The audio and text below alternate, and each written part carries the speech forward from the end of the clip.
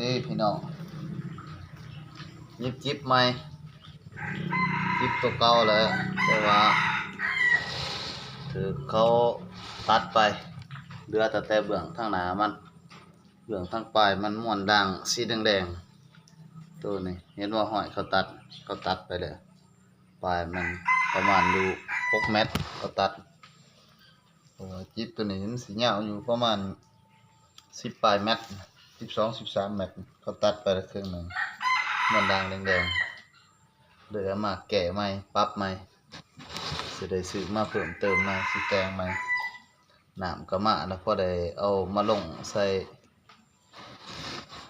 หัวใส่ห้องมีตะปูได้ป้าบ่จะคล้องผมได้แต่ตะปูกำลังแกะสายยางก่อนโอ้บ่ได้เฮ็ดคลิปเพิ่งนะข้าเวียกหลาย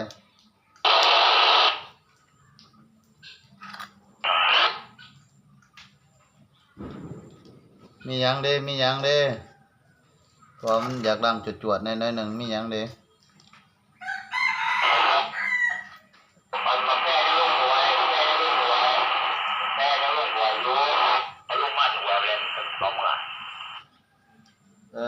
โอเคแหละระวังจะให้เราเข้ามาหาก็ได้เอายิบจิบก่อนเจ้าบ่ได้มากินเบียร์น้ำเพิ่นบ่ครับสั่นอยู่ห้องกลาง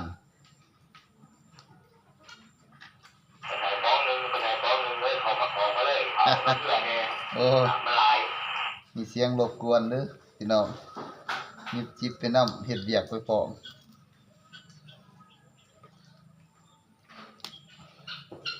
ป้าก็จังไดหน้าที่ก็เฮ็ดไปนำนี่ก็เป็นวันเสาร์แน่วันพักวันผ่อนหน้าที่เวียกงานบ่ได้เลือกวันเสาร์วันอาทิตย์หากก็เฮ็ดไปนำวันเสาร์อาทิตย์ก็ช่วยเวียกครอบครัวไปนำ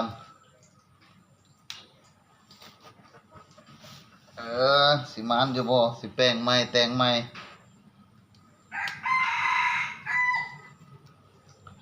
เอ็นขี่กว่าฝากติดตามน้ำแน่ขี่เตอมือใหม่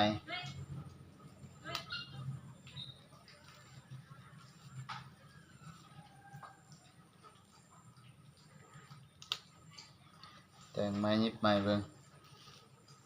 หามันหมานกว่าเก่าแต่ก็สิเอาไปใส่บนเก่านั่นแหละบนที่เขาลักนั่นแหละว่าเฮาใส่อยู่หั่นบ่วงเฮาเคยใส่อยู่หั่นปีนี้สิมานหรือบ่มานแต่ว่าฝนตกหวังว่าในมื้อซื่นเขาเจ้าก็เอาไปก็30-40 โลแต่ว่าเฮาบ่ได้พอโตก็เป็นเรื่องของธรรมดามานไผมันของแน่นมันบอกบ่ได้แก้ใหม่ยิบใหม่เนาะนั่นบ่ได้ปากมันวางก็หมูตัดออกไปล่ะม้วนด่างแดงติดต่อกัน6 เมตรเขาตัดไปคือว่าสามารถใส่ห้องหน่อยๆได้แต่ตัวนี้เขาก็แกะใหม่ดูว่ามันสิเป็นแนวใดสถานการณ์แดงใหม่เอาส่งเอาหวานใหม่อะไรพอๆก็เพิ่มเติมยิบเข้าไปอีกใส่งบประมาณไปอีกเฮ็ดก็บ่ได้กินชีวิตตรงไหนตรงหน้า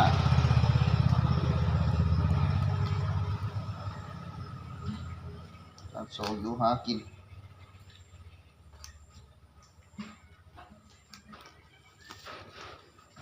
เดี๋ยวปาดออกมาสำเร็จตอนนี้ฝากติดตามมันนั้นสิพาพี่น้องไปเลาะใส่เบิ่งมันสิมันหรือบ่มันเสียดแนวใด